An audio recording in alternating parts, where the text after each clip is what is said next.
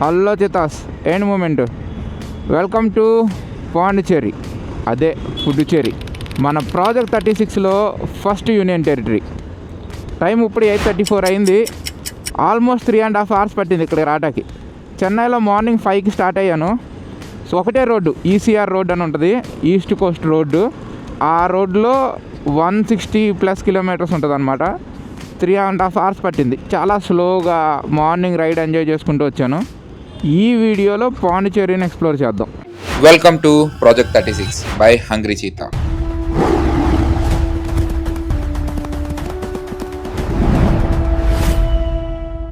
ఇదే పాండిచ్చేరీస్ iconic rock beach అనమాట. ఇక్కడ చాలా బాగుంటుంది. ఇది నేను 3rd time ఇక్కడికి రావడం. అప్పుడు ఎక్కడికైతే వచ్చి నుంచున్నామో మళ్ళీ అదే ప్లేస్కి వచ్చి నుంచున్నాను. బట్ పక్కన మా ఓడి మిస్సింగ్. ఈ ప్లేస్ కూడా చాలా బ్యూటిఫుల్గా ఉంటుంది. మొత్తం బ్లాక్ కలర్ రాక్స్ అనమాట. ఇవన్నీ వేవ్స్ ఫాస్ట్గా వచ్చి రాళ్ళను కొట్టుకుంటే అది వైట్ కలర్లో మారుతాయి అనమాట. కొంచెం చూస్తాకి గ్రీన్, వైట్, బ్లాక్ కంబైన్డ్ కలర్స్లో ఉంటాయి అన్నమాట. ఇదంతా రాక్ బీచ్ రోడ్డు. సో ఈ రోడ్లో వెహికల్స్ కానీ అవి ఏమి రావన్నమాట. చాలామంది వాకింగ్ చేస్తూ కనిపిస్తారు ఎర్లీ మార్నింగ్ కదా. అండ్ టూరిస్ట్ ఎక్కువ మంది ఉంటారు. సాయంత్రం అయితే ఈ రోడ్డు అంతా కలర్ఫుల్గా జామ్ ఉంటుంది. నా వెనక కనిపిస్తుంది కదా, అది ఓల్డ్ లైట్ హౌస్. దాన్ని 1836లో కట్టారనమాట. చాలా పాతది, బట్ ఇప్పుడు అది యూజ్లో లేదు, కానీ అలా మెమోరియల్గా అలా ఉంచేశారనమాట. ఆ లైట్ హౌస్ కూడా ఈ రాక్ బీచ్ రోడ్లోనే ఉంది. సో ఇవన్నీ చాలా పక్కనే ఉంటాయి. గాంధీ స్టాచ్యూ, రాక్ బీచ్, తర్వాత ఇక్కడ జిఎస్టీ భవన్ అని ఒకటి ఉంటుంది. అవన్నీ ఒకే రోడ్లో ఉంటాయి. పాండిచ్చేరి మొత్తం మ్యాక్సిమం ఈ రోడ్డు, దీని పక్కనే వైట్ టౌన్ అని ఉంటుంది. ఇప్పుడు అక్కడికి వెళ్దాం. ఇదే ఆ వైట్ టౌన్. అసలు వైట్ టౌన్ ఏంటంటే, ఇవి ఒకప్పుడు ఫ్రెంచ్ క్వార్టర్స్. అప్పట్లో ఫ్రెంచ్ వాళ్ళు ఇక్కడ ఉన్నప్పుడు ఈ ఏరియాలోనే ఉండేవాళ్ళు అనమాట. సో ఈ ఇల్లులన్నీ మొత్తం ఫ్రెంచ్ ఆర్కిటెక్చర్లో ఉండేవి అనమాట. సో అందుకే ఇప్పుడు కూడా ఇవన్నీ చూస్తాకి చాలా కలర్ఫుల్గా, ప్లెజెంట్గా ఉంటాయి. ఇదంతా టూరిస్ట్ స్పాట్ అయిపోయింది కాబట్టి అన్ని హౌసెస్ని రెనోవేట్ చేసి వాటిలో కెఫేస్, హోటల్స్ పెట్టేశారనమాట. మోస్ట్లీ టూరిస్ట్ వచ్చిన వాళ్ళందరూ ఇక్కడికి వచ్చి ఈ బిల్డింగ్స్ ముందు ఫొటోస్ తీసుకుంటూ ఉంటారు. ఇలాంటి ఆర్కిటెక్చర్, ఇలాంటి కలర్స్ ఇంతవరకు మన ఇండియాలో లేవు. అది చాలా కొత్తగా ఉండేది. ఇప్పుడు మోస్ట్లీ ప్రతి సిటీలోనూ ఇలాంటి మంచి ఇల్లులు, ఇంతకంటే మంచి ఇల్లులు మన వాళ్ళు కూడా కడుతున్నారు. ఇదే ఈ మొత్తం ఫ్రెంచ్ టౌను. మోస్ట్లీ అన్ని కెఫేసే. ఇదొక కెఫే, అదొక హోటల్, వీగన్ కెఫే అంట. ఇదొకటి బాగుంది. ప్యూర్ టూరిస్టిక్ స్పాట్ ఇది, అంతే. జస్ట్ ఫోటోల కోసం, అంతకు మించి ఏమీ లేదు. పాండిచ్చేరిలో ఇక్కడ ది బెస్ట్ ఫిల్టర్ కాఫీ దొరికిందంట. వెళ్ళి ట్రై చేసి చూద్దాం అసలు ఎలా ఉందో. దీని పేరు శ్రీ సాయిరామ్ కాఫీ బార్ అని ఉంది. సో మంచి కాఫీ స్మెల్ వస్తుంది. చాలా మంచి కాఫీ దొరికిందని చెప్పారు. ట్రై చేద్దాం. ఇప్పుడే వేడి కాఫీ తీసుకొచ్చా, కాలిపోతుంది. ఆ బాబాయ్ చేస్తుంటేనే నోరు ఊరిపోతుంది.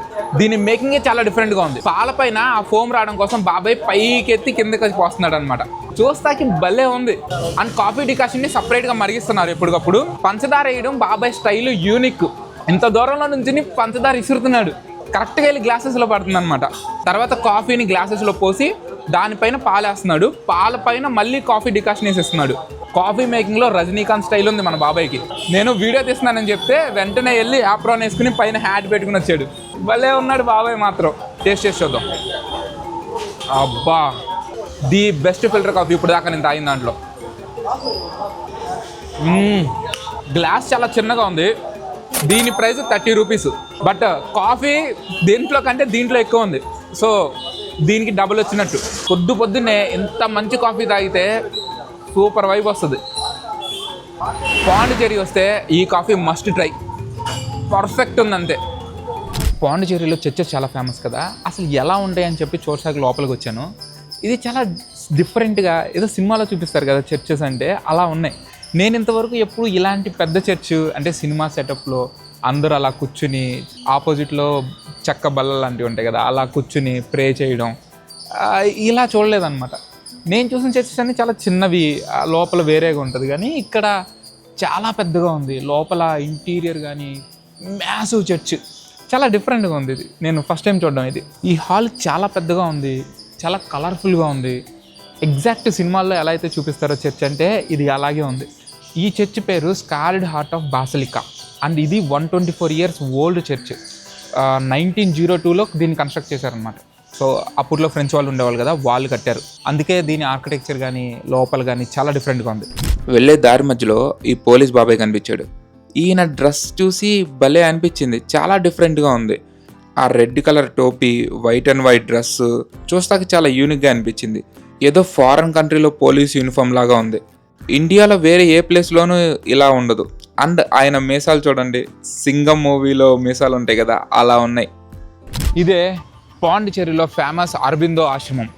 ఇక్కడ మెడిటేషన్కి, యోగాకి చాలా ఫేమస్. ఫారినర్స్ ఎక్కడెక్కడ నుండో దానికోసం ఇక్కడికి వస్తారనమాట. అండ్ దీంట్లోకి అస్సలు కెమెరా కానీ ఫోన్ కానీ అలా లేదు. ఫోన్ పట్టుకెళ్ళాలంటే స్విచ్ ఆఫ్ చేసి వెళ్ళాలి. అక్కడ లోపలికి వెళ్ళే ముందు ఒక ఆయన కూర్చుని ఉన్నాడు.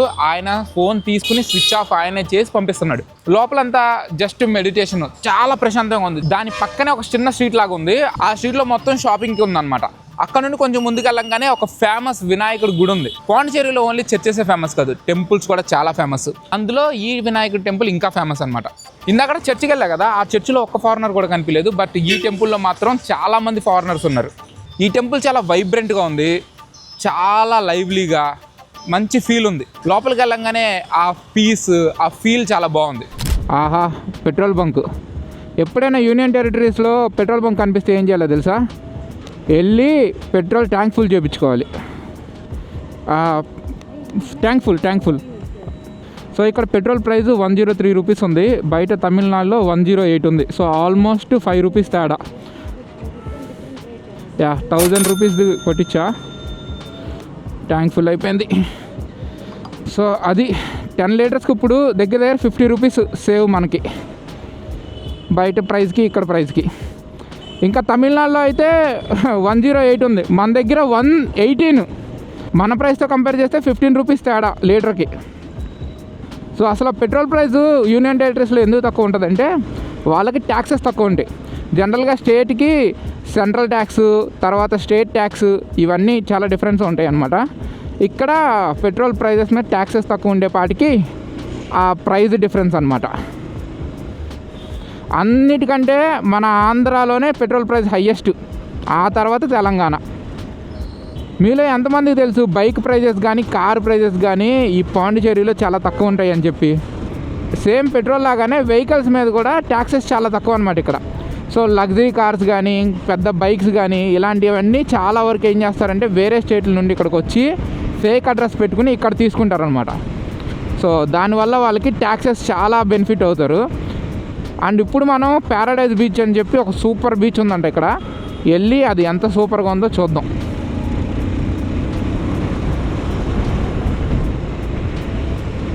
టైం 12:30 అవుతుంది, ఎండ అద్దరు కొడుతుంది. సో ప్రశాంతంగా కొంచెం చల్లగా ఉంటుందని చెప్పి ఈ కొబ్బరి చెట్లు ఉన్నాయి కదా, ఇక్కడికి వచ్చాను అనమాట. ఇది బీచ్లో పార్టే. ఇక్కడ పెద్ద పంచాయతీ జరిగింది. అదేంటంటే ప్యారడైజ్ బీచ్ అని చెప్పి గూగుల్లో సెర్చ్ చేస్తే ఒక ప్లేస్కి వచ్చాను. సో ఇక్కడికి వచ్చిన తర్వాత ఈడెన్ బీచ్ అని ఉంది. అది సర్లే, ప్లేస్ అయితే బాగుంది. మంచి కొబ్బరి చెట్లు ఉన్నాయి, ఇటు పక్కనంతా వాటర్ యాక్టివిటీస్ ఉన్నాయి, కయాకింగ్ జరుగుతుంది, బోటింగ్ ఉంది, బెలూన్లో రోల్ అవుతారు కదా వాటర్లో, సో అది ఉంది, అంతా బాగానే ఉంది. బీచ్ దగ్గరికి వెళ్ళాను, డ్రోన్ ఫ్లై చేద్దాం అనుకుంటే ఇక్కడ డ్రోన్ ఫ్లై చేయాలంటే 1500 కట్టాలంట. 1500 రూపీస్. ఎందుకు అని అంటే ఇది ప్రైవేట్ బీచ్ అంటున్నారు. సరే అని చెప్పి ఇక్కడ ఒక ఆఫీస్ ఉందన్నమాట. ఆఫీస్ దగ్గరికి వెళ్ళి అక్కడ కూర్చున్న వాళ్ళని అడిగితే ఇది 10 years పాటు లీజ్కి తీసుకున్నారంట గవర్నమెంట్ దగ్గర. సో ఇంతవరకు ఇది గవర్నమెంట్ బీచే, పబ్లిక్ బీచ్. వాళ్ళు లీజ్ తీసుకున్నారు కాబట్టి ఈ యాక్టివిటీస్ అన్ని పెట్టి డబ్బులు పెట్టారు. దానికి కెమెరాకి 500, తర్వాత డ్రోన్ అయితే 1500. ఈ చుట్టుపక్కల విలేజెస్ ఉన్నాయి కదా, విలేజెస్లో కిడ్స్ వచ్చి పక్కన బ్యాక్ వాటర్స్ లాగా ఉంటే దాంట్లో దిగి ఆడుకుంటున్నారు. సర్లే వాళ్ళతో మాట్లాడదాం కదా, కాసేపు వాళ్ళతో టైం స్పెండ్ చేద్దామని వాళ్ళ దగ్గరికి వెళ్ళి మాట్లాడడానికి ట్రై చేస్తుంటే వెంటనే లైఫ్ గార్డ్ వెనకాల నుండి వచ్చేసి లేదు మీరు ఇక్కడ అలౌ లేదు, ఐఎమ్ నాట్ అలౌడ్ హియర్. ఇప్పుడు పిల్లలు వచ్చి అక్కడ ఆడుకుంటున్నారు కదా, వాళ్ళకి అలౌ ఉంటే నాకు కూడా ఉంటుంది కదా. So if villagers are no okay, if villages are allowed if villages are allowed I'm also allowed అంటే లేదు టూరిస్ట్కి ఇక్కడ అలౌ లేదు అంటే టూరిస్ట్ లోకల్ అలా ఏం ఉండదు కదా జనరల్గా. ఇప్పుడు ఇండియాలో ఎవరు ఎక్కడికైనా ఎప్పుడైనా వెళ్ళొచ్చు అంటే అలౌ, రిస్ట్రిక్టెడ్ ఏరియా కాకపోతే. అక్కడ లోకల్స్ వచ్చి ఆడుకుంటున్నారు, వాళ్ళకేం ప్రాబ్లం లేదు. వీళ్ళు మాత్రం వచ్చి ఇలా మీరు ఇక్కడికి అలౌ లేదు, రండి అని చెప్పి అక్కడ నుండి కదిలే వరకు నాతోనే ఉన్నాడు. సో అది పంచాయతీ. ప్లేస్ అయితే బాగుంది, బట్ స్టాఫ్ కరెక్ట్ మనుషులు కాదు. దీనికి ఎంట్రీ ఫీజు కూడా లేదు, జస్ట్ బైక్ పార్కింగ్ 20 రూపీస్ తీసుకున్నారంతే. సో నార్మల్, అంతా బాగానే ఉంది. బట్ ఆ విషయమే నన్ను ట్రిగర్ చేసింది. ఇప్పుడు మన మెయిన్ మ్యాటర్లోకి వస్తే, ఈ పుడుచేరి అనే పేరు ఎలా వచ్చిందంటే, పుడుచేరి అంటే కొత్త విలేజ్ అని, new village or new establishment అని చెప్పి. సో దాన్ని ఫ్రెంచ్ వాళ్ళకి పలకడం రాక పాండిచేరి అన్నారు. దాని పేరు అలా పాండిచేరి అయిపోయింది. చాలామంది పాండి అంటారు.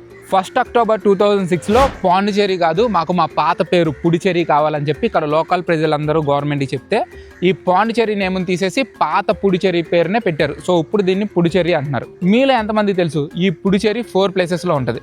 ఈ తమిళనాడులో 2 ప్లేసెస్లో ఉంటుంది. కేరళలో ఒక ప్లేసు అండ్ ఆంధ్రాలో ఒక ప్లేసు. ఆంధ్రాలో ఉన్నదాన్ని యానం అంటారు. ఒకవేళ ఆ వీడియో మిస్ అయితే కనుక కింద డిస్క్రిప్షన్లో లింక్ ఉంటుంది, వెళ్ళి చెక్అవుట్ చేయండి. ఆ యానం కూడా చాలా బాగుంటుంది. అండ్ కేరళలో ఉన్నదాన్ని మహి అంటారు. అండ్ ఇప్పుడు మెయిన్ పుడిచేరి, దాని కింద కరైకల్ అని చెప్పి ఇంకొక పార్ట్ ఉంటుంది అనమాట. సో ఈ 4 పార్ట్లు కలిపి పుడిచేరి. దీని మెయిన్ హెడ్ క్వార్టర్స్ అంతా ఈ పుడిచేరిలోనే ఉంటుంది. ఇలా 3 స్టేట్స్లో 4 పార్ట్లుగా ఉన్న యూనియన్ టెరిటరీ ఇది ఒకటే. అందుకే ఈ పుడిచేరి అనేది చాలా యూనిక్ యూనియన్ టెరిటరీ. ఇప్పుడే బీచ్ నుండి స్టార్ట్ అయ్యా. టైము 1:41 అవుతుంది. పిచ్చగా ఆకలేస్తుంది. ఇక్కడ పాండిచేరిలో తొక్కు బిర్యానీ అని చెప్పి చాలా ఫేమస్ అనమాట. సో ఆ బిర్యానీ ట్రై చేద్దామని చెప్పి వెళ్తున్నా. అది సిటీ నుండి ఒక 8 to 10 కిలోమీటర్స్ దూరంలో ఉంది. సో పక్కన ఇంకో విలేజ్ అనమాట అది. ఆ విలేజ్కి వెళ్తున్నా. వెళ్ళి ఇప్పుడు ఆ బిర్యానీ ట్రై చేద్దాం. ఇదే ఆ ఫేమస్ తొక్కు బిర్యానీ. ఈ హోటల్ పేరు జీవసంధ్య అని ఉంటుంది అనమాట. ఇంత పెద్ద హండీస్లో వండుతారనమాట. ఇప్పుడు లోపలికి వెళ్ళి ట్రై చేసి చూద్దాం అసలు ఎలా ఉంటుంది, ఈ తొక్కు బిర్యానీ ఏంటి, దాని కథ ఏంటో. ఇది మన వేడి తొక్కు బిర్యానీ వచ్చేసింది. ట్రై చేసి చూద్దాం. దీని ప్రైస్ 170 రూపీస్. ఒక పెద్ద లెగ్ పీస్ వేశారు అండ్ దాంతోపాటు ఒక ఎగ్. అసలు ఈ తొక్కు బిర్యానీ అంటే ఏంటి? టమాటాస్, ఉల్లిపాయలు వేసి ఒక పేస్ట్ లాంటివి చేస్తారనమాట. దాంట్లో చికెన్ వేసి బాయిల్ చేస్తారు. దాన్ని ఇక్కడ ఇల్లు తొక్కు అంటారు అనమాట. సపరేట్గా బిర్యానీ రైస్ చేస్తారు. ఆ రెడీ అయిన కర్రీ ఇది 2 ఎగ్తో కలిపి పెడతారు. అదే తొక్కు బిర్యానీ, అంతకుమించి ఏమీ లేదు. Pulao and chicken curry type అనమాట. లెగ్ పీసులు ఇంత పెద్దగా ఉండేపాటికి ఈ లోపల గ్రేవీ కానీ ఈ మసాలాస్ కానీ ఏమీ వెళ్ళలేదు. ఈ పార్ట్ ఏదైతే ఈ పార్ట్ ఉందో ఇది చాలా చప్పగా ఉంది. జస్ట్ ఉడకబెట్టిన చికెన్ ఎలా ఉంటుందో అలా ఉంది. కనీసం సాల్ట్ కూడా లోపలికి వెళ్ళలేదు. అంత హైప్ వర్త అంటే 2 థింగ్స్ నాకు బాగా నచ్చలేదు. ఒకటి, ఫుడ్ కలర్ బాగా వేస్తారు. చికెన్ అంతా ఫుడ్ కలరే ఉంది. అండ్ రైస్లో ఆయిల్ చాలా ఎక్కువ ఉంది. ఎక్స్పెక్ట్ చేసినంత లేదని చెప్పాలి. జనరల్గా నాకు బిర్యానీలో ఎగ్ కాన్సెప్ట్ ఏంటో అర్థం కాదు. అండ్ అది ఉడకబెట్టిన ఎగ్, దానికి టేస్ట్ ఉండదు, ఏముండదు. బిర్యానీలో ఎగ్ నంచుకు తింటాం ఎందుకు? చికెన్ ఉంది కదా. మీరు బిర్యానీలో ఎగ్ తింటారా? కింద కామెంట్స్లో చెప్పండి. దీని బదులు మన సైడ్ పలావ్స్ ఉంటాయి చూసారా, అవి చాలా రెట్లు బెటర్. తొక్కు బిర్యానీ ఈరోజు తొక్కేసింది. సర్లే, ట్రై చేసినవి అన్నీ బాగుండాలని లేదుగా. ఒక్కోసారి ఇలా జరుగుతూ ఉంటాయి. మన చేతుల్లో ఏముంది. మేబీ ఈరోజే బాగాలేదేమో అలా అనుకోవడమే. ఇంకా ఎందుకంటే చాలామంది తిని సూపర్ ఉందని చెప్పారు. ఓకే, కొంతమంది కొన్ని నచ్చుతాయి, నాకు ఇది నచ్చలేదు. పాండిచేరికి 10 కిలోమీటర్స్ దూరంలో ఆరోవిల్లి అనే విలేజ్ ఉందన్నమాట. సో ఆ విలేజ్ దగ్గరికి వెళ్తున్నాను. అక్కడే ఒక రూమ్ తీసుకున్నాను, హాస్టల్. చాలా తక్కువ ప్రైస్కి వచ్చింది. ఇప్పుడు వెళ్ళి చెక్ ఇన్ చేసి అసలు ఆ ఆరోవిల్లి విలేజ్ ఏంటి, అసలు దాని కథనం ఏంటో చూద్దాం. ఇప్పుడే ట్రావెలర్స్ క్రిబ్ అని చెప్పి ఒక ప్రాపర్టీకి వచ్చాను. అది ఎంత బాగుందంటే అడవి మధ్యలో ఉంది. వెళ్ళటానికి రోడ్డు రబ్బీస్ రోడ్డు అంటారు కదా, అలాంటి రోడ్డు.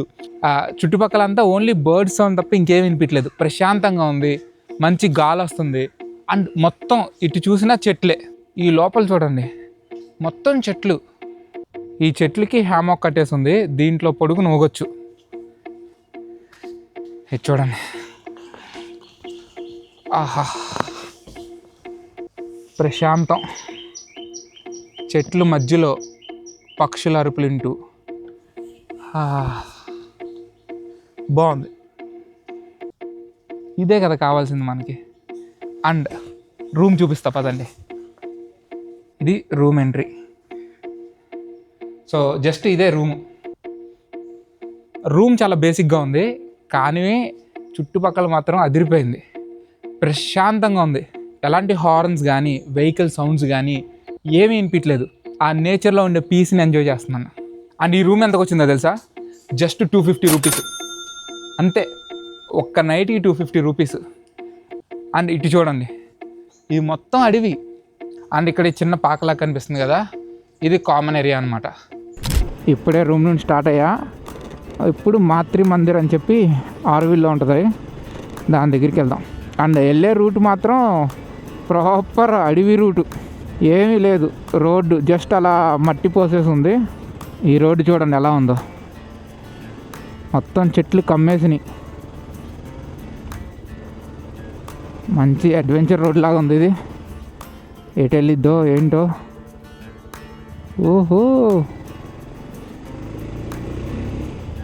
ఇలాంటివే కావాలి మనకు కూడా. ఓ, వేరే వేరే రూట్లు వస్తున్నాయి. అయ్యా, ఇదేదో పాడుపడిపోయిన ఇల్లు లాగా ఉంది చూడండి. దెయ్యాల కొంప. మొత్తం లాక్ వేసేసి ఉంది. అక్కడ కనిపిస్తుంది ఇల్లు. మొత్తం పాడైపోయింది. నైట్ టైం ఈ రోడ్లో వచ్చుంటే షేక్ షకాలా అయిపోయేది. ఇప్పుడు ప్రాపర్ రోడ్స్లో వచ్చాం. ఇక్కడ మ్యాక్సిమం ఫారినర్స్ ఎక్కువ ఉంటారనమాట. ఇక్కడ కనిపించే ప్రతి హాస్టల్లో రూమ్స్లో వాళ్ళే ఉంటారు. ఇక్కడికి వచ్చి ఫెలోషిప్స్ అవన్నీ చేస్తూ ఉంటారు. ఆ మాతృ మందిర్లో మెడిటేషన్ చేయడం. ఇగో ఇక్కడ కనిపించే ప్రతి ఒక్కళ్ళు ఫారినర్సే. ఇగో వీళ్ళు ఫారినర్సే. లోపల ఒక సిటీ ఇది. ఈ మాత్రి మందిర్ ఒక మెడిటేషన్ సెంటర్ లాగా. Inner peace and silent concentration కోసం ఇక్కడికి వెళ్తారు. దీని లోపలికి అందరూ ఫ్రీగానే వెళ్ళొచ్చు. కాకపోతే ఒక రోజు ముందే విజిటర్ పాస్ బుక్ చేసుకోవాలి. ఇదే మెయిన్ అట్రాక్షన్ ఈ ఆరోవిల్లో. ఆ మాతృ మందిర్ అయిపోయిన తర్వాత దాని పక్కనే స్వరం అని చెప్పి ఒక మ్యూజికల్ గార్డెన్ ఉంటుంది అనమాట. సో ఈ గార్డెన్ ఏంటంటే నేచర్ సౌండ్స్తో ఎంత మ్యూజిక్ ప్రొడ్యూస్ చేయొచ్చు అనే దాంట్లో అనమాట. అందులో అయితే ఇక్కడ టూర్ ఉంటుంది అనమాట. ఒక 20 minutes టూర్ వాళ్ళు చూపిస్తారు. తర్వాత ఒక 40 minutes మనం లోపల ఉండొచ్చు అనమాట. బట్ ఇప్పుడు టైం అయిపోయిందని చెప్పి ఆ టూర్ క్లోజ్ చేశారు. బట్ కొన్ని మాత్రం ఇక్కడ అవైలబుల్గా ఉన్నాయి. డైరెక్ట్గా వెళ్ళి మనం చూడొచ్చు అనమాట. ఈ రాక్ ఏదైతే ఉందో పెద్దది, దీని పేరు హమ్మింగ్ స్టోన్ అంట. ఇప్పుడు ఇక్కడ గ్యాప్ ఉంది కదా, దీని లోపల తలబెడితే మన సౌండ్ వచ్చిందంట. ఇందాం వచ్చిద్దా లేదో.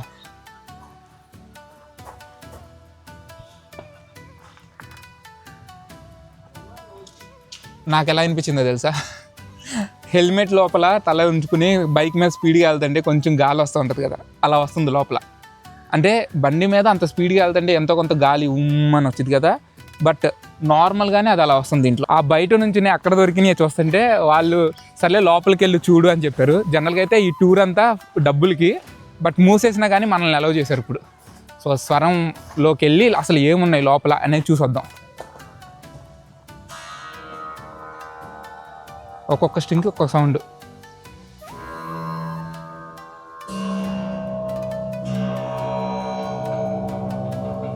అబ్బో, సౌండ్ అయితే అదరగొడుతుంది ఇది.